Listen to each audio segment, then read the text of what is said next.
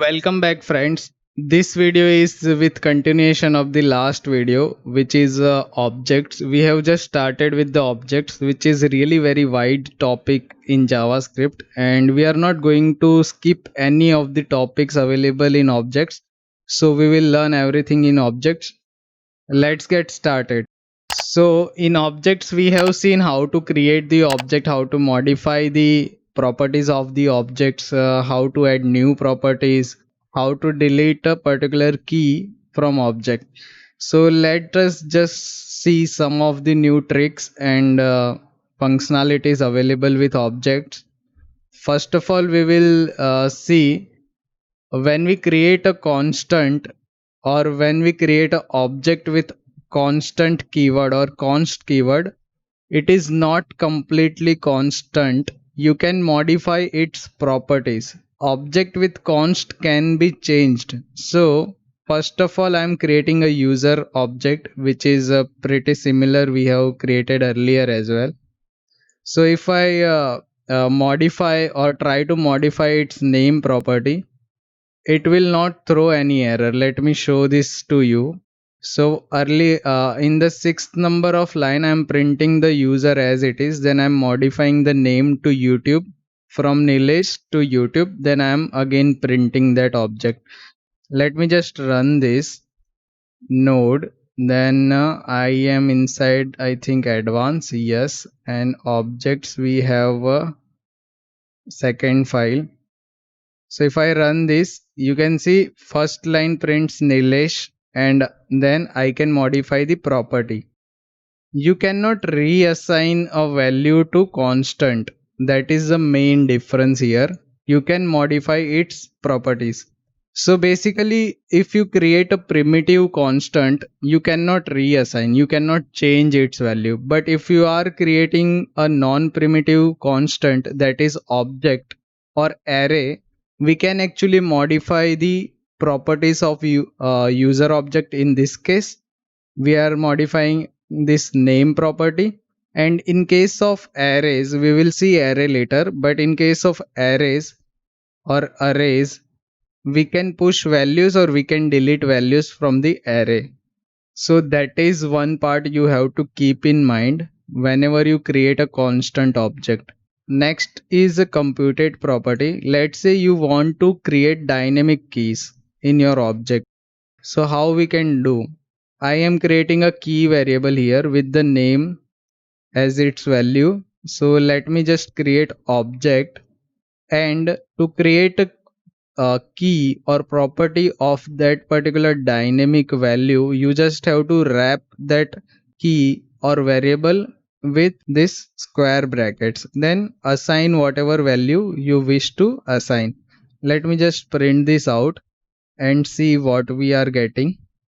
So yes, we can add dynamic values as well. Let me show one more example here. I'm adding another value here, which is a computed. Now we are seeing computed properties. So this particular key or property is computed, which contains full and whatever key variable is there. So it will provide me the property as full name. So let me just see what happens to user later. I'm printing it. Let's just run this, and yeah, we have name property as well as full name property, which contains my full name. So that is how you can compute a property or compute a key and assign or create that dynamic value inside your object. So let us move ahead. Property value shorthand.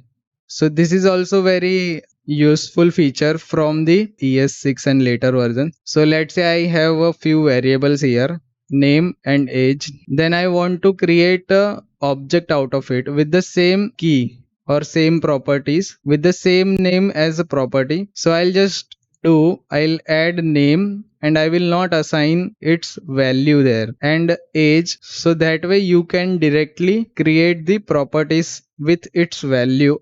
So let us see the console log. So as you can see, name has been printed and age has been printed. So before ES6 we used to add name as name here, age as age here. So this is, you can see, right, it is a repetition of the same name key. If you want to rename this key, you can definitely change it. Let me tell you, F name, that is first name, nothing wrong here, first name and age. So this is definitely a different key here, and I can remove assigned value age, because age is age, it is a repetition of key or property name. So I'll just run this and you can see F name has been printed. If your property name should be the same as your variable name, then you can directly use it like this way. So you will get the same output as you were expecting. Name Nilesh and age 28. So this is shorthand syntax. Let me just comment this and move ahead. Property names limitations. So while we create property in objects, we have certain limitations. Earlier we have seen variable naming limitations, like you cannot use reserved keywords from JavaScript language to create your property name. But in objects we can use those keywords. Let's say we have for, we also have let, we also have const keyword, we also have return keyword. And let me just print this out and see if I'm getting error or not. So we can use any keyword we wish. We can also use numbers as our key value or property value. Let me show it to you. Again, I'm storing here, saving this file and run this again.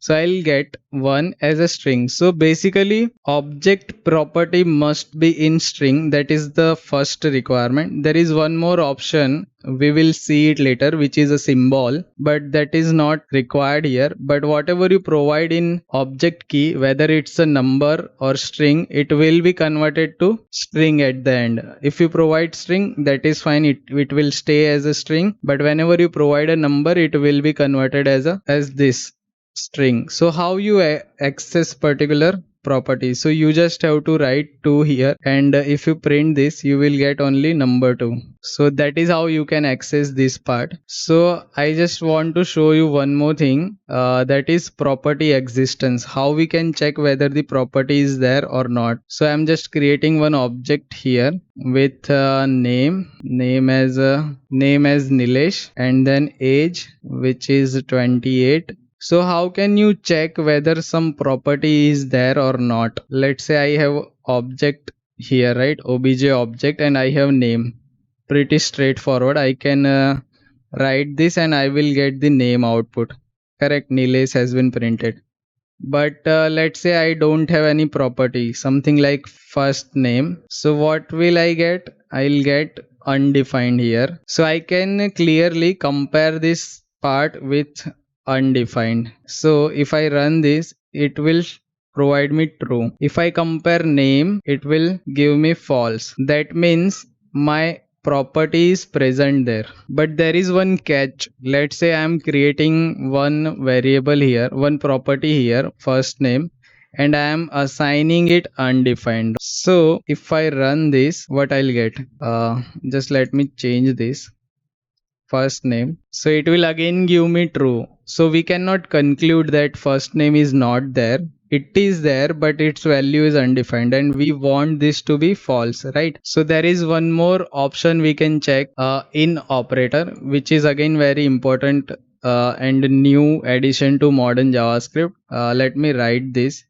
Let's say I have name property, right? Name in object. So you can write something like this: if name is present in object, then this entire sentence will be true. So let us just run this. So it is true. If I write first name, it will also give me true. Let me run this. True. So that is what we are getting here. And if I remove this first name, it will give me false. So in the left side of this statement, in keyword, you must provide a string value, which is a quoted value here. If you want to check the dynamic values, then you have to write variable here. If I remove this, that means I have to write some variable name here. Let's say I have created a property with a key variable, and its name is name, its value is name basically. If I provide that as a key here, property here, then I can directly check this part as a key. So if I run this, so it is giving me true. So if whatever value you want to check, that must be a quoted string, otherwise you have to write a variable here. So that is one part. The in keyword, we have another use case which is inside our for loop. Let's say I want to write let key in my object. So basically it will provide me each key of this particular object, and then I can console log it. So I'll console log two different values here, console log, then this I'll write string interpolation. First of all, I'll print key and then I will try to access its value. So let me just add string interpolation here as well. So dollar and curly braces, then I'll add key. I'm trying to access its value. So let me just run this. So we can see name and its value, that is key and its value, key and its value. So name Nilesh and age 28 has been printed.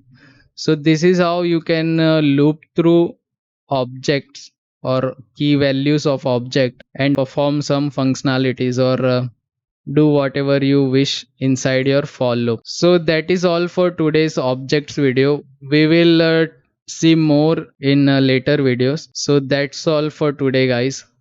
Thank you for watching.